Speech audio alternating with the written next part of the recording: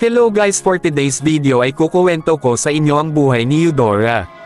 Sa kaharian ng Land of Dawn, isang lugar na pinamumunuan ng magkakalabang mga puwersa ng kabutihan at kasamaan, isinilang si Eudora.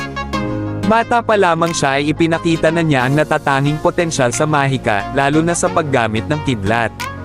Ngunit sa kabila ng kanyang kahusayan, hindi ito naging madali para sa kanya. Bilang anak ng isang kilalang mandirigma na pinaslang ng mga puwersa ng kadiliman, si Eudora ay naging determinadong gamitin ang kanyang kapangyarihan upang magtagumpay laban sa kasamaan at maging isang inspirasyon sa kanyang kaharian.